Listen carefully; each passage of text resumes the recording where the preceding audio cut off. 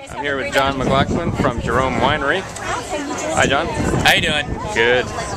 So tell me about your wine, your vineyard, maybe, or. I have roughly just under 100 acres planted down in Wilcox, Arizona, which is southeastern part of the state. I have 52 different varieties planted. 52? 52. They're all. Some may only be a row of something. We just want to see what's going to grow here. Arizona is such a young state as far as growing wise. We don't know what's going to be our flagship, as some people say, or going to be put us on the map, such as California and Zinfandel, Oregon, and Washington with the Chardonnay and Pinot Noir. So I'm playing around with a bunch of different varieties just to see what's going to do real well. The reds are doing fantastic, though. That we know. How long have you been making wine for? Since I was 16. Wow. So we had family that lived in Beaupart, Germany on the Rhine, and I got exposed as a young kid. You were exposed to wine? To wine, exactly. First glass of wine I ever had was on the Mosel, deep in a dark cellar. We were down there with some family friends and cracked open an old bottle of Pinot Noir, and I was hooked from that day on. Right on. Now, is your winery at where you actually grow the grapes, or is it somewhere else? We have technically 3 different wineries. We have one down in Wilcox, which is where a majority of the product is made. We have 2 in Jerome, where we do some of the processing up there as well. So let's get a picture of that little Jerome. That is Jerome. Jerome precariously balanced on the side of a very steep slope.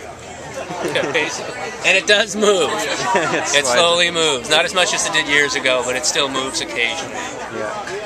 What styles of wine are you pouring here today? Well, mostly everything I do is going to be dry styles. I do occasionally some of the sweet ones, but traditionally I like the dry reds, the dry whites. A little more astringent, maybe mouth puckering a little bit? Not so much? I wouldn't say mouth puckering. I would just say more full-bodied, what they say big reds, where they're no residual sugar. Which one's your favorite? I like the Barbera, the Nebbiolo, the Charbono. I'm a big Zin fan. I'm one of... It's hard to be choosy, though. Yeah, it really is. And the fun thing about wine that makes it so wonderful is there's a wine for everybody. Some people like sweet, some people like the more full-bodieds. And the great thing about wine is it's one thing that you can actually share with people that you grow.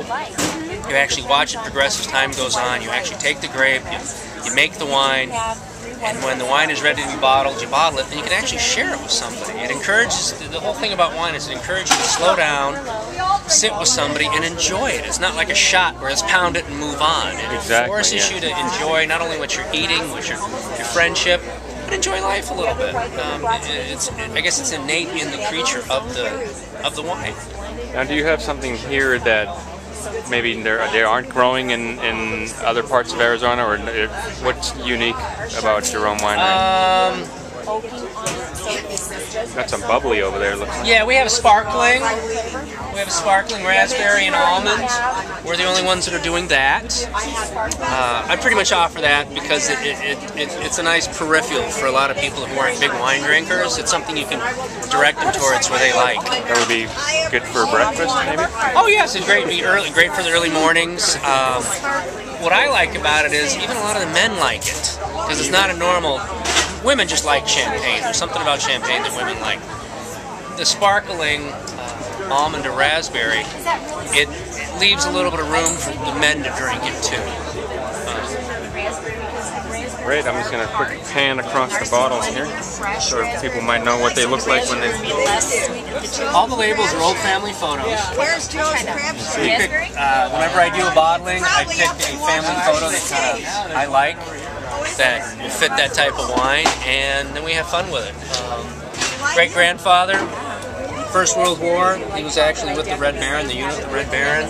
Wow. We've got the Malbec, which is my grandfather and his brother just sitting there hanging out, eating something out at the lake.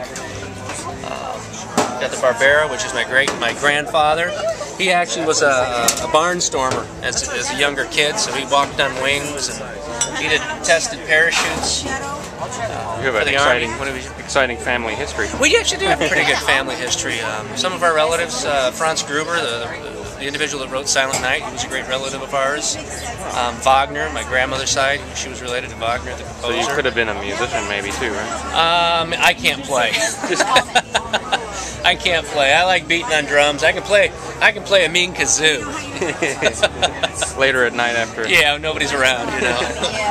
tried learning the harmonica when I was driving, because I used to drive. Well, I still drive a lot, but I used to drive a lot for sales, and thought I'd try to learn the harmonica. So the problem about the harmonica is you breathe and you suck in.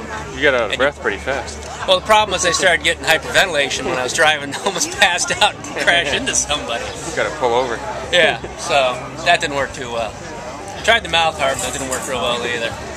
Right on. Thanks for meeting with us. Yeah, my pleasure. Probably come up and take a look at your facilities in Jerome. Yeah, feel free. We're open 7 days a week, every day of the year. And what's the name of the website?